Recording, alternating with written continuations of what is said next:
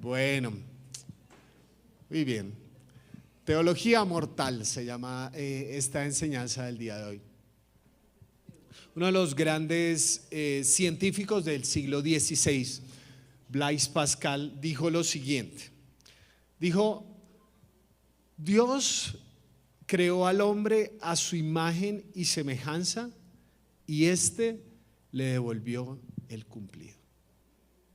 Repito, Dios creó al hombre a su imagen y semejanza, y éste le devolvió el cumplido. ¿Qué quiere decir eso? No tengo ni idea. No, ¿qué quiere decir eso?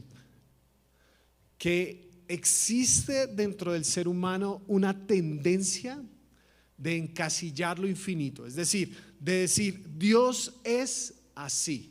Por eso uno de los mandatos que encontramos en la Biblia, el primero que Dios dice: no se hagan imágenes, no se hagan imágenes. ¿Por qué? Porque cuando ustedes empiezan a moldear imágenes, piensan que eso es Dios. Nosotros de pronto pensamos que eso es muy antiguo, muy anticuado, que eso era en la antigüedad o personas de otras religiones paganas, no como nosotros. Pero les pregunto, ¿nosotros podemos tener imágenes distorsionadas de quién es Dios?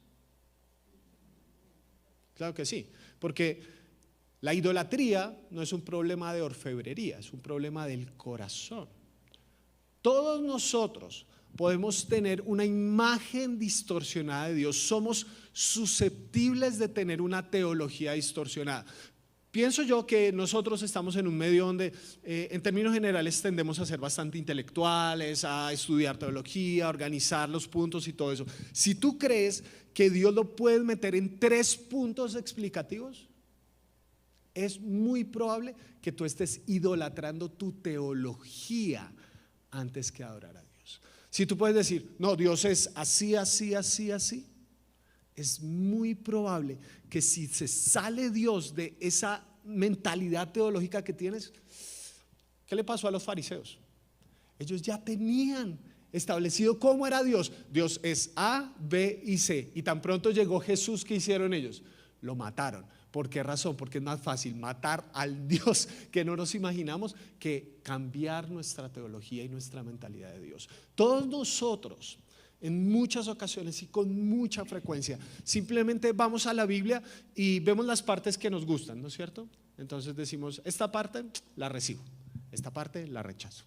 Y a veces le ponen el nombre de Jesús. Esta parte la recibo en el nombre de Jesús, esta parte la rechazo en el nombre de Jesús. ¿Y qué estás haciendo? Estás moldeando a Dios a tu imagen y semejanza. Dios nos creó a su imagen y semejanza, y nosotros le devolvimos el cumplido. Vamos a ir a una de las épocas más oscuras del pueblo de Dios. Es la época de los jueces. Quisiera que buscaran en su Biblia, va a estar proyectado, pero vamos a buscar en la Biblia porque va a haber un momento más adelante en la predicación donde quiero que miren el orden de las cosas porque es muy importante. Vamos a ir a uno de los personajes más representativos dentro de la historia del pueblo, que es Jefté. Jefté, probablemente han escuchado de Jefté, uno de los grandes jueces. Entonces vamos a abrir en Jueces capítulo 10, ¿vale? No vamos a hablar de toda la historia porque es muy extensa y no tenemos tiempo para ello. Jueces capítulo 10. Así comienzan casi, bueno, no, todas las historias de los jueces del pueblo de Dios. Dice, Jueces capítulo 10, versículos 6 y 7. Una vez más, los israelitas hicieron lo que ofende al Señor, o hicieron lo malo ante los ojos de Dios. ¿Qué hicieron en esta ocasión de malo?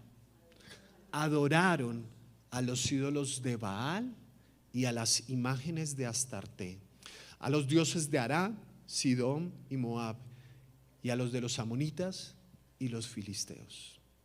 Y como los israelitas abandonaron al Señor y no le sirvieron más, Él se enfureció contra ellos, los vendió a los filisteos y a los amonitas. Uy, esas partes de la Biblia no son chéveres, ¿sí o no? Nos encanta esa parte de Dios es amor, que Dios te quiere mucho, pero la parte de se enfureció con ellos.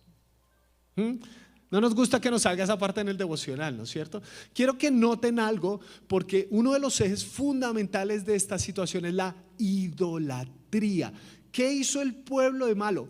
Idolatró. Por lo general, dentro de nuestros estándares de pecado, la idolatría no la consideramos la más grave de todas. Pensamos, por ejemplo, el sexo desordenado. No, eso es malo.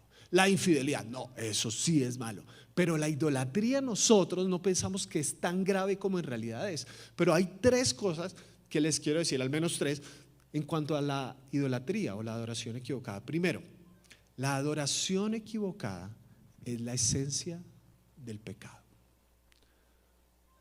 Todo pecado, en última instancia, es una muestra de lo que tú adoras. Es una muestra de lo que tú idolatras. ¿Por qué somos adictos a ciertas cosas?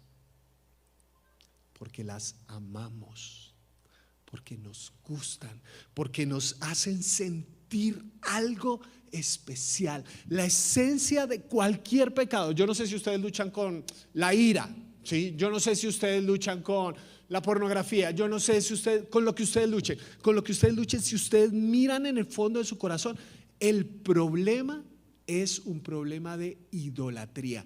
Adoro algo antes que a Dios. Segunda observación. La adoración es una cuestión de fidelidad. Fidelidad. Si ustedes han leído la Biblia, especialmente el Antiguo Testamento, ¿se han encontrado esas partes donde dice que Dios es un Dios celoso? ¿Cómo interpreta uno eso? ¿Sí? Porque uno por lo general piensa que celos es el tipo enfermizo ese que le revisa el WhatsApp todo el tiempo, ¿sí? ¿Con quién está hablando? Y todas esas cosas, ¿sí? ¿Qué es los celos? Porque por lo general uno piensa que es una vaina como tóxica, como que todo el tiempo está enfocado ahí en la persona, etcétera. Pero no, los celos son la decisión y el deseo de exclusividad en una relación. ¿Qué es lo que uno promete en el matrimonio? Prometo serte fiel. Lo que Dios hizo con el pueblo de Israel cuando estaban en el desierto, en el monte Sinai, dice el texto que hizo un pacto con ellos. Es decir, como que, y se dan cuenta que esa imagen se traduce incluso en el Nuevo Testamento cuando se habla de la iglesia como la novia, porque es una relación de matrimonio. Y una de las bases del matrimonio, hasta donde yo sé, es la fidelidad. ¿Qué significa la idolatría? Significa que te estás acostando con unos amantes que no son tu esposo. Significa que estás adulterando en una relación de exclusividad con Dios. ¿Se dieron cuenta de lo que está haciendo este pueblo?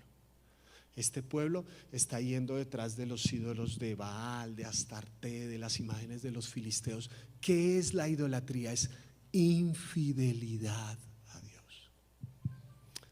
Y una tercera observación: la adoración moldea la cosmovisión. Les hago una pregunta. ¿Cuáles son algunos de los dioses de nuestra era? Y no se vale decir Messi. ¿Listo? ¿Cuáles son algunos de los dioses de nuestra era?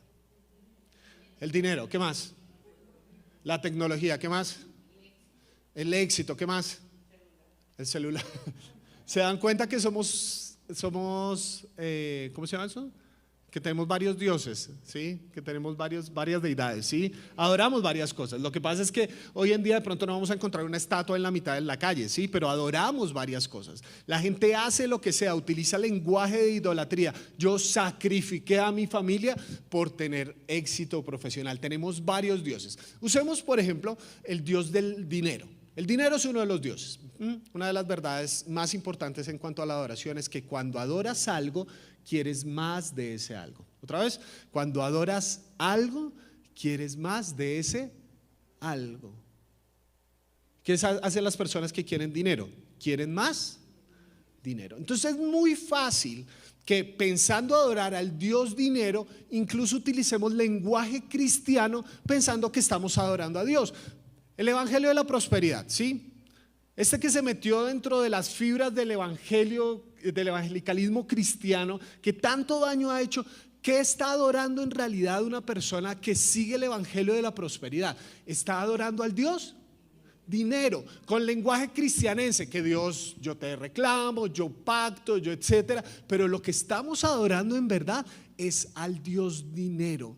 Entonces, la adoración de nuestro entorno moldea nuestra cosmovisión, nuestra forma de ver el mundo. Si en nuestro entorno se adora al éxito, entonces yo utilizo a Dios con mucha facilidad para llegar al éxito. Y pienso que lo que mejor Dios me puede dar es más éxito, más dinero, más fama, más reconocimiento, porque la adoración de nuestro entorno empieza a moldear nuestra cosmovisión. Por eso Pablo en el Nuevo Testamento decía: cambien su manera de pensar, porque es muy fácil que sigamos adorando a los dioses de nuestro entorno con un lenguaje que parece cristiano, pero no lo es. Y eso fue lo que le pasó a Jefté. Yo quiero que vayamos a una de las partes más terribles de la historia de Jefté, ¿vale? Tienen Jueces capítulo 10, ¿verdad? Más adelantico. Ya les digo exactamente desde qué versículo. Esperen que estoy aquí perdido.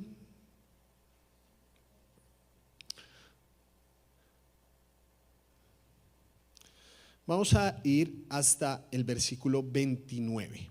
¿Listo? Dice así el texto bíblico.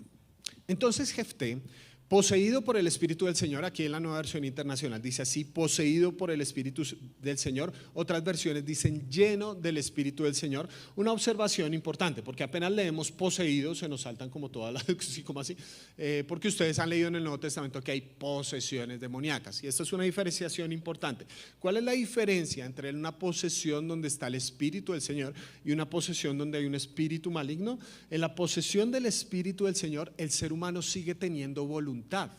El ser humano sigue decidiendo. Dios lo llena, es completamente lleno de algo, pero el ser humano sigue teniendo raciocinio, sigue teniendo capacidad de pensar. En las posesiones demoníacas no. Las personas hacen cosas en contra de su voluntad, hacen cosas que los dañan a ellos mismos, ¿sí? Es una persona que está enajenada, que no tiene capacidad de decisión. Entonces esa es la diferencia, ¿vale? Entonces Jefté, poseído por el Espíritu del Señor, recorrió Galaad y Manasés, pasó por Mispad de Galaad y desde allí avanzó contra los amonitas. Y Jefté le hizo un juramento solemne al Señor. Póngale atención: si verdaderamente entregas a los amonitas en mis manos, quien salga primero de la puerta de mi casa a recibirme cuando yo vuelva de haber vencido a los amonitas, será del Señor y lo ofreceré en sacrificio o en holocausto. Jefté cruzó el río para luchar contra los amonitas y el Señor los entregó en sus manos. Derrotó 20 ciudades desde Aroer hasta las inmediaciones de Minit y hasta Abel Keramim. La derrota fue muy grande. Así los amonitas quedaron sometidos a los israelitas. ¿Listo? Cuando Jefté volvió a su hogar en Mizpá, ¿se acuerdan la promesa que había hecho, verdad? Salió a recibirlo su hija, bailando al son de las panderetas. Ella era hija única, pues Jefté no tenía otros hijos. Cuando Jefté la vio, se rasgó las vestiduras y exclamó: ay, hija mía, me has destrozado por completo, eres la causa de mi desgracia. Le juré algo al Señor y no puedo retractarme. Padre mío, replicó ella, le has dado tu palabra al Señor, haz conmigo conforme a tu juramento, ya que el Señor te ha vengado de tus enemigos los amonitas. Pero concédeme esta sola petición, añadió, ya que nunca me casaré, dame un plazo de 2 meses para retirarme a las montañas y llorar allí con mis amigas. Está bien, puedes ir, le respondió él, y le permitió irse por 2 meses. Ella y sus amigas se fueron a las montañas y lloró porque nunca se casaría. Cumplidos los 2 meses, volvió a su padre y él hizo con ella conforme a su juramento. Ella era virgen. De allí se originó la costumbre israelita de que todos los años durante 4 días las muchachas de Israel fueran a conmemorar la muerte de la hija de Jefté de Galaad. ¿Habían leído esa historia? ¿Qué hace uno si le sale en el devocional? Qué historia tan extraña, tan bizarra, ¿no? Qué historia tan... ¿Cómo interpretamos ese texto? Sí, ¿cómo entendemos ese texto? Yo podría decirles: la palabra del Señor es clara, oremos y ya. Hay dos formas de interpretación de este texto, porque es complejo, ¿no? Es complejo. Primero está la justificación de Jefté. Es una forma como se ha tratado de entender este texto. Incluso en algunos académicos está la idea de que obviamente, como en la Biblia, en la mentalidad judía, en la mentalidad de adoración a Dios, no está bien visto sacrificar seres humanos, ¿sí? Los rituales de sacrificio son de sacrificio de animales, no de personas. No está bien. De hecho, uno de los textos fundacionales, ¿se acuerdan? Cuando Dios le dice a Abraham, sacrifícame a tu hijo. ¿Cómo acaba esa historia? Dios diciendo, detente. Esa mentalidad no está bien. Yo no soy así. Dios no necesita sacrificios para conocer el corazón de una persona, ¿vale?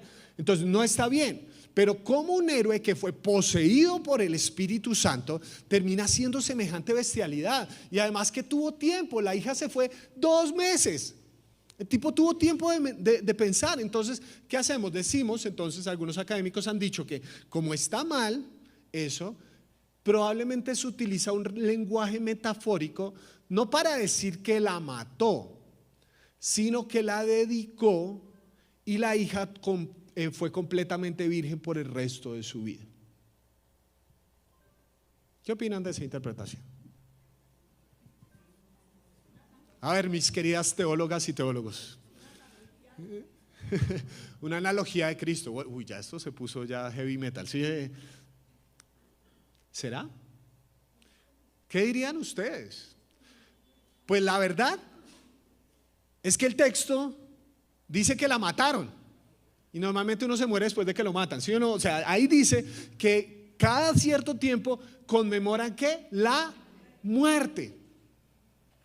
Es esta mentalidad que nosotros tenemos de querer ser más santos que la Biblia.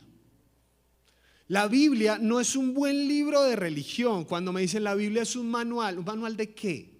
Exactamente, ¿sí? Porque honestamente hay muchas historias en la Biblia que uno dice, no, por favor, o sea, si Jefté se fuera a presentar para ser pastor de la iglesia, lo votamos. Muchos de estos grandes hombres y mujeres de la fe no tienen la autoridad moral que nosotros tanto exigimos. Yo se lo digo a Yadi, pero ella piensa que es molestando, pero se lo digo de verdad. ¿Cómo le enseña uno la Biblia a los niños? ¿Sí? Ay, mira, aquí mató al bebé, vamos a hacer sacrificio colectivo. ¿Cómo hace uno aquí esto? ¿Sí? A veces la Biblia es brutalmente honesta. La Biblia es brutalmente honesta en mostrarnos todas y cada una de las terribles falencias del ser humano. A veces nosotros pensamos que se trata de santos y santas impolutos, que Dios les dio un llamado y por lo tanto no tienen errores. No. Un hombre que fue lleno del Espíritu Santo y en la escena siguiente mata a su hija. Entonces, hay otra forma de interpretación de ese texto y es mirar la obediencia de Jefté. El hecho de que Jefté fue fiel a Dios, aunque le costara todo. El hecho de que Jefté hizo lo que dijo que iba a hacer y fue fiel a esa promesa, cueste lo que cueste.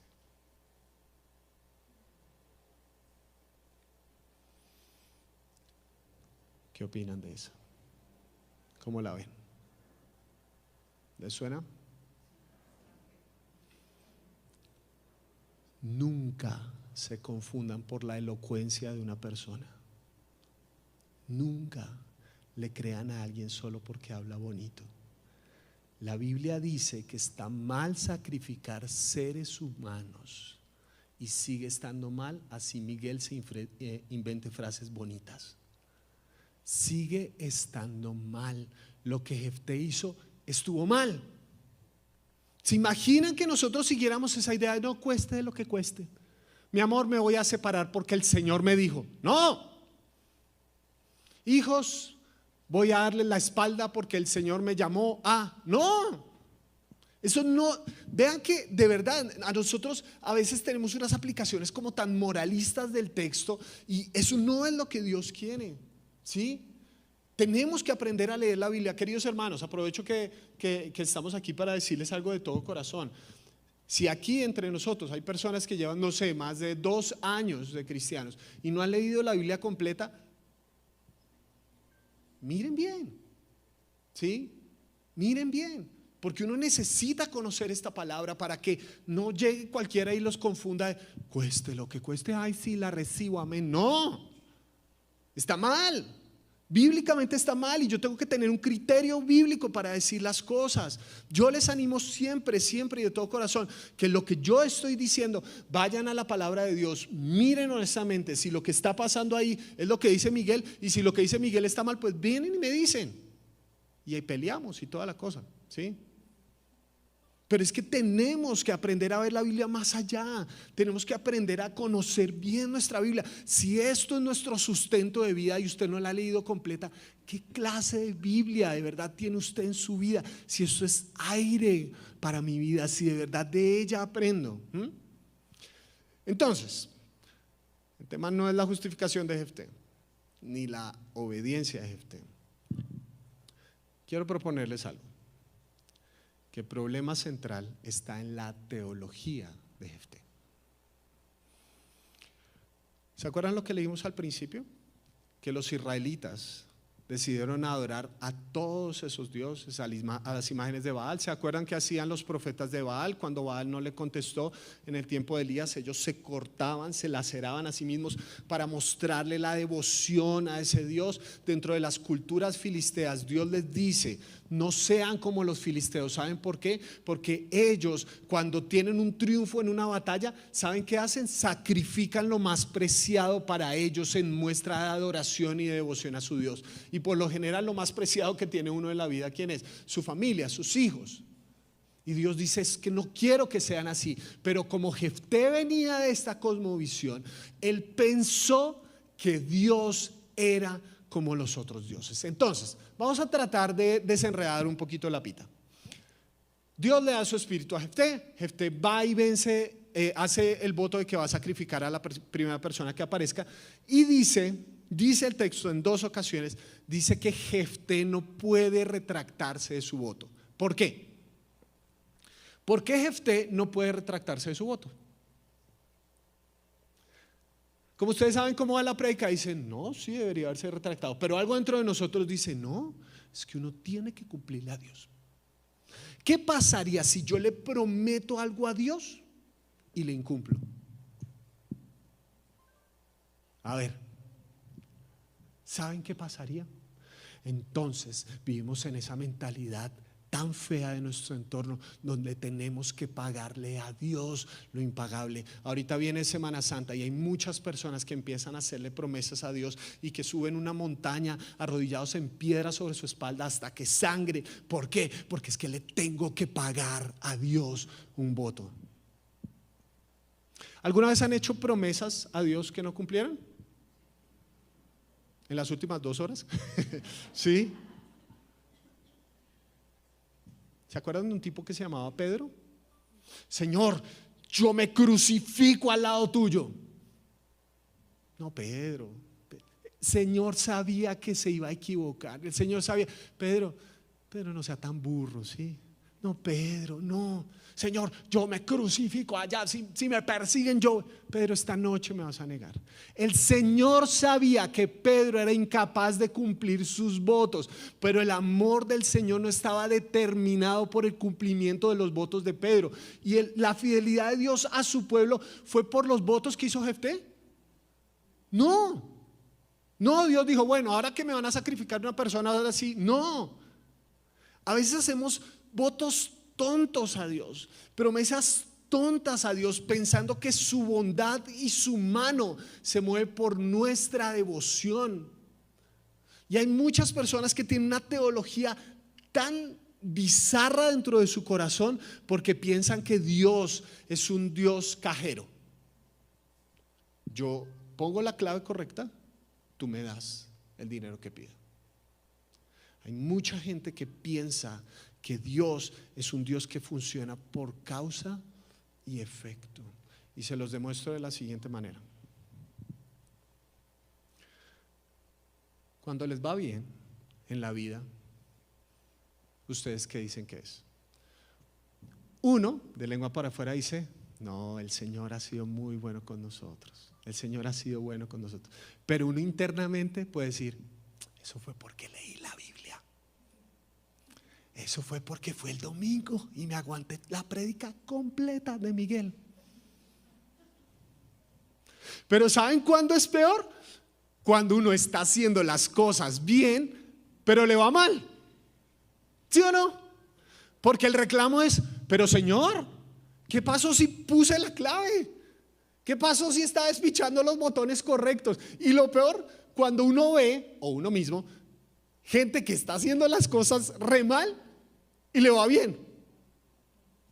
¿No les ha pasado que ustedes en muchas ocasiones en la vida, lejos del Señor, porque uno está lejos de Dios y uno no quiere nada con Dios y uno está peleado y lejos y todo, y le sale el negocio aquel y su marido por fin la trata bien y los hijos se están portando increíblemente bien y uno dice: pero si no hice el devocional hace rato? ¿Se dan cuenta? Que nosotros no hacemos el bien porque es bueno, sino para acumular puntos.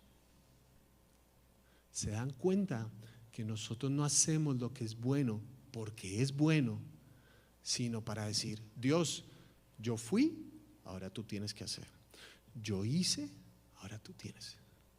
Y nos metemos en dinámicas de negociación con el Todopoderoso, dinámicas que son idolátricas, que no son bíblicas. Pero vayamos al principio del texto que leímos, el versículo 29, y les hago una pregunta. ¿Por qué Dios le dio de su espíritu a Jefté? ¿Qué dice el texto bíblico? A ver pues, ¿qué dice el texto? Desde donde leímos, dice: entonces Jefté, poseído por el espíritu del Señor, recorrió Galaad y Manasés y ta. ¿Qué dice el texto? Porque no para qué. El para qué es el propósito. Es decir, ¿para qué Dios le dio su espíritu? Para que él pudiera vencer a todos los enemigos y todo. Ese es el propósito. Les estoy preguntando por la razón. ¿Qué dice el texto bíblico? ¿Por qué Dios le dio su espíritu a Jefté? A ver, ¿qué dice el texto? Dice el texto: ¿creyó Jefté y Dios le dio su espíritu? ¿Dice el texto eso? No. Dice el texto: ¿y decretó Jefté y Dios le dio su espíritu? ¿Qué dice el texto? Nada. ¿Qué hizo Jefté para que Dios le diera su Espíritu Santo? Nada. Ese es el punto. ¿Qué puede hacer uno para pagar el Espíritu Santo? ¿Con cuántos domingos paga uno un Espíritu Santo? ¿Qué puede hacer uno para pagar semejante regalo? Y Jefté se metió en esta dinámica tóxica de querer pagar lo impagable, de querer darle a Dios esta teología retributiva tan malsana, que Dios le dio de su espíritu. Y entonces Jefté: tengo que pagar, tengo que hacer para retribuirle a Dios. No, queridos amigos, ¿qué le podemos dar a Dios? Dice el texto bíblico literalmente que nuestras obras son como trapos de inmundicia. Hay muchas ocasiones donde, aún creyendo que estamos haciendo las cosas bien, las hacemos por una mala motivación, ¿sí o no? Hay gente que yo he escuchado que dicen: Miguel, yo ya no sirvo más en la iglesia. ¿Y por qué? No, porque aquí la gente no da las gracias. O sea, usted estaba sirviendo para que le agradecieran, para que le alimentara la identidad, ¿sí o no? ¿Se dan cuenta? Podemos hacer cosas correctas por una motivación incorrecta. Podemos meternos en estas dinámicas donde creemos que le tenemos que pagar a Dios. Hermanos, alguna vez prediqué esto en un campamento. En un campamento no, fue en una reunión de mujeres precisamente. Fue una reunión de mujeres que me invitaron. Nunca más me volvieron a invitar, no sé por qué. Pero me invitaron y prediqué esto. Y al final una señora se me acercó y me dijo: Miguel, gracias, entendí el mensaje. Y yo: sí, qué bueno. O sea, yo hablando como 40 minutos, qué bueno que alguien me entendió. Me dice: sí, ahora voy a hacer más esfuerzo para pagarle a Dios su amor.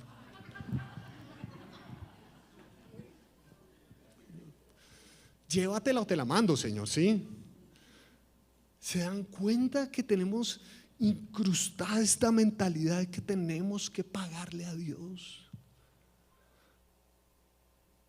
Cuando lo que Dios nos dio, nos lo dio por gracia, para que lo disfrutáramos.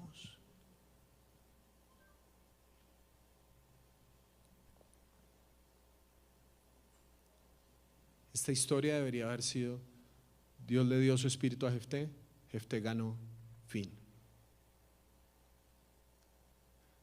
Pero como seres humanos tenemos la tendencia de decir: Señor, ahora hago esto para pagarte lo que hiciste. ¿Ustedes se imaginan que mis hijos, cuando cumplan 18 años, lleguen a la casa con una libreta y digan: mira, papá, hice cuentas de todo lo que ha gastado en mí durante esos años en la vida, más o menos el promedio de una comida con la subida del dólar y todo esto, te debo más o menos unos 57 billones de pesos, papá, entonces voy a trabajar el resto de mi vida para pagártelo? ¿Cómo me sentiría yo como papá? Porque yo lo hago porque te amo, porque yo quiero que entiendas que mi tesoro no es mi dinero, que mi tesoro eres tú.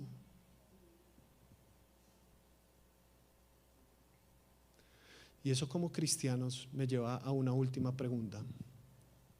¿Tú sí crees que la obra de Jesús es suficiente?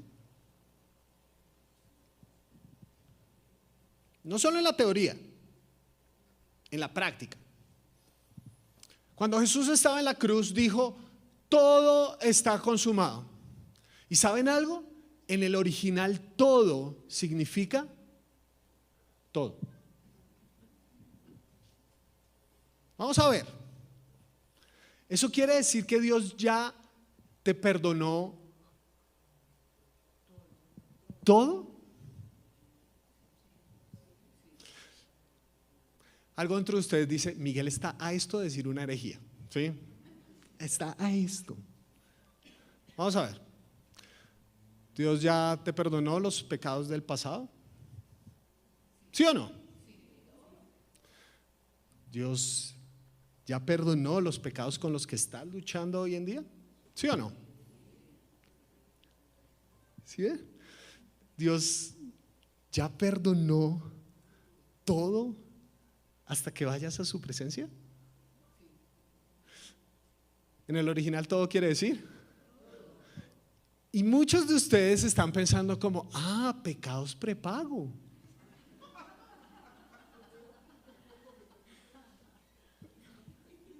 Si ya me perdonó, porque vean que nosotros a veces pensamos que Dios nos perdona porque nos arrepentimos. Eso no es verdad. La Biblia dice que si confesamos nuestros pecados, Él es fiel y justo. ¿Fiel a qué? Fiel al hecho de que Él ya pagó todo.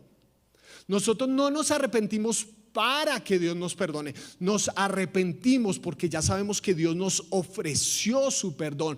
Como el hijo pródigo, el papá desde antes de volver a casa ya lo estaba esperando. No es que el hijo volvió y el papá dijo: bueno, ahora sí lo espero. No, el papá ya lo estaba esperando con amor. Y esa es una diferenciación muy importante, porque nosotros dentro de nuestro corazón pensamos como: bueno, entonces si Dios ya me va a perdonar, si Dios ya me ha perdonado todo, entonces hagámosle. ¿Sí? Hagámosle a la loca y en el último momento: Señor, igual perdóname, y ya. Eso demuestra lo podrido que está nuestro corazón por la idolatría. Que tan pronto como el Señor nos dice que nos ama entrañablemente y que pase lo que pase, nada en este mundo nos va a separar de su amor, ni lo alto, ni lo profundo, ni lo presente, ni lo porvenir, ni ninguna cosa creada nos podrá separar del amor de Dios en Cristo Jesús. Entonces nosotros decimos: listo, vamos y nos acostamos con otros. ¿Quién, por favor, en su sano juicio, ve así una relación de amor? ¿Se imaginan que mi esposa me dijera: yo te voy a amar pase lo que pase? Bueno, entonces nos vamos a meter con todas las viejas que queramos. ¿Eso demuestra algo del amor de mi esposa? No, demuestra lo podrido que estaría mi corazón.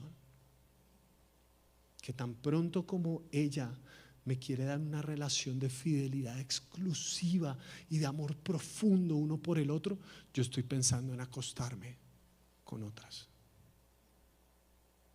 Nada de eso mengua de la gracia de Dios. Es que igual si Dios me va a amar, ¿por qué no podría pecar? ¿Sabe cuál es el problema? Usted podría pecar todo lo que quiere, pero está cayendo en aquello que Dios le vino a liberar. Y usted en el fondo no está creyendo que la cruz es suficiente, porque no está recibiendo el amor que el Señor le ha dado. Somos muy locos los seres humanos. Estamos enfermos dentro de nuestro corazón. En el año 2016 me invitaron a un evento en Yakarta, Indonesia. Ese evento me lo pagaron, sí, porque yo no hubiera podido pagar eso. Y de vuelta hice una pequeña escalita de 22 horitas en Dubái. Sencillo, normal, muy típico. Nunca vi mi casa tan pequeña como cuando volví de Dubái. Entonces, resulta que hice un tour en esas 22 horas. Y pues nos iban a presentar. Esa gente tiene toda la plata del mundo. A ver, para que seamos en contexto de la cosa. El 30% del petróleo de todo el planeta se produce en Dubái y en Emiratos Árabes. Y el 90% de ese 30% se produce en Dubái. El 85% de las grúas del planeta están en los Emiratos Árabes Unidos. Es decir, tienen plata, mucha. Tienen un generador artificial de nieve en medio del desierto. Ellos hacen lo que quieren, tienen toda la plata del mundo, ¿sí?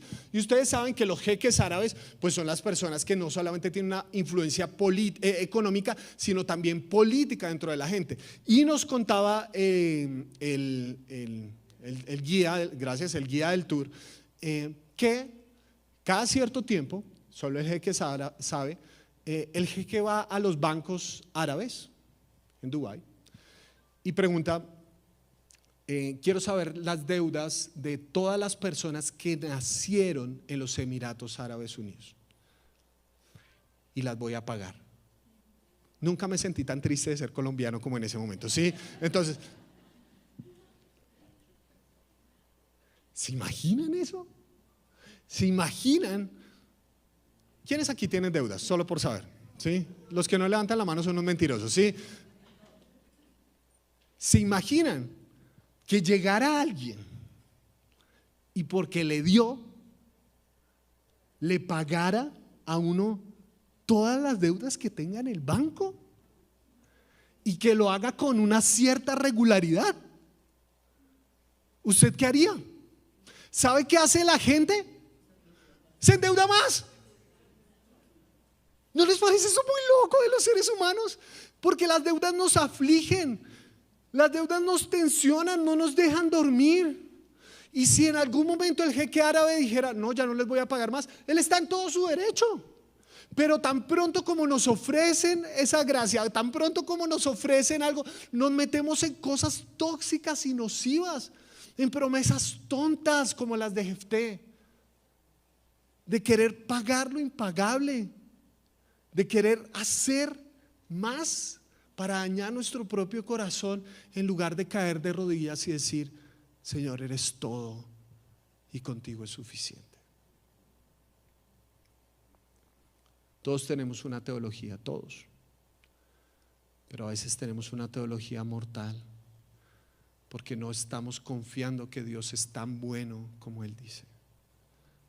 No estamos confiando que Dios dio de su espíritu porque quiso, que Dios nos dio a Jesús porque se le dio la gracia, porque Él quiso dárnoslo, porque Él quiso que nosotros disfrutáramos de una relación, en lugar de meternos en teologías tóxicas de querer pagar lo impagable. Oro de todo corazón para que dejes de tener una teología mortal y empieces a tener una teología de vida y vida en abundancia. Oramos para terminar.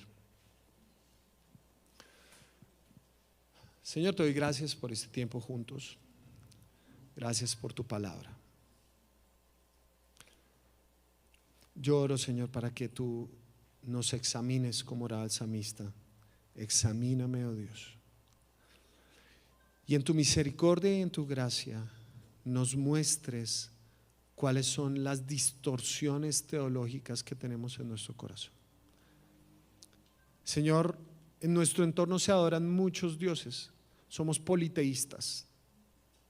Y es muy fácil entender el lenguaje de adoración al Dios éxito, al Dios dinero, al Dios aceptación, al Dios fama, en fin, y pensar que tú eres como esos dioses. Señor, por favor, ayúdanos a conocerte más a ti, Señor, a saber quién eres tú, a leer esta bendita palabra, Señor, y absorber de ella lo que tú eres. Que nuestra teología cambie conforme a lo que es Jesús, no nuestros presupuestos. Y revela en nuestro corazón si hay algo de teología mortal. A veces nos cuesta confiar, Señor. Nos metieron en la mente de que de eso tan bueno no dan tanto, que tenemos que pagarte, que tú tienes algo en la letra chiquita para cobrarnos. Ayúdanos a disfrutar de tu gracia. Ayúdanos a disfrutar de tu amor incondicional e inigualable, Señor. Para no meternos en promesas tontas, para no meternos en teologías mortales, porque al final ese es tu deseo, Señor, que tengamos una relación de amor y de fidelidad. Tu iglesia es tu novia y nosotros queremos disfrutar de una relación de amor contigo, Señor. Gracias porque nos amas y nos amas tanto que diste a Jesús por nosotros. Hoy recordamos eso y te agradecemos en tu nombre, Señor. Amén. Les invito a que nos pongamos de pie, por favor.